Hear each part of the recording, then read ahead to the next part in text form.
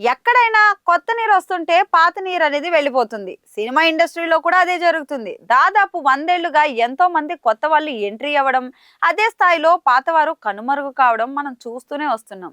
కొద్దిమంది మాత్రమే ఇండస్ట్రీలో అలా పాతుకుపోతూ ఉంటారు.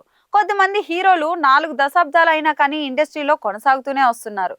కొందరు హీరోయిన్స్ సైతం అప్పట్లో హీరోయిన్స్ గా నటించి ఇప్పుడు క్యారెక్టర్ ఆర్టిస్టులుగా అయితే నటిస్తున్నారు.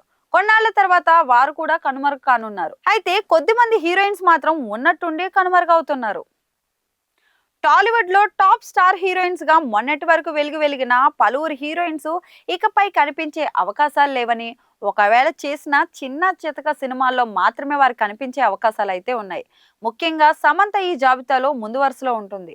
టాలీవుడ్ లో ఈ అమ్మడు సుదీర్ఘ కాలం పాటు టాప్ స్టార్ హీరోయిన్ గా అయితే నిలిచింది. ఈ మధ్య కాలంలో బాలీవుడ్ లో వరుసగా వెబ్ సిరీస్లు సినిమాలు చేస్తున్న కారణంగా తెలుగులో సినిమాలు చేయడం లేదు. ఒకటి రెండు సినిమా ఆఫర్లు వచ్చినా కానీ సమంత వాటిని సున్నితంగా తిరస్కరిస్తుందట. ముందు ముందు సైతం టాలీవుడ్ లో ఆమె నటించే అవకాశాలు కనిపించడం లేదు. పెళ్లి చేసుకుని తల్లి అయిన తర్వాత కూడా కాజల్ అగర్వాల్ టాలీవుడ్ లో సినిమాలు చేయాలని ఆశపడింది. కానీ కాజల్ కి టాలీవుడ్ లో ఆఫర్లు పెద్దగా రావడం లేదు. ఒకటి రెండు సినిమాల్లో నటించినా అవి పెద్దగా వర్కౌట్ కావడం లేదు. సినిమా ఇండస్ట్రీ నుంచి ఆమె మెల్లిమెల్లిగా దూరం జరుగుతుందని తెలుస్తోంది.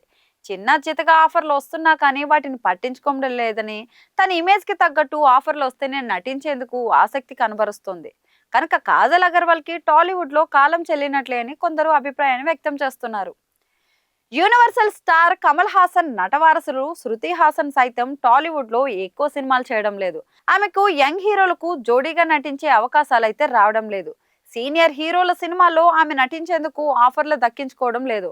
అందుకే శృతి హాసన్ రాబోయే రోజుల్లో టాలీవుడ్ నుంచి కనుమరుగయ్యే అవకాశాలు అయితే ఉన్నాయి.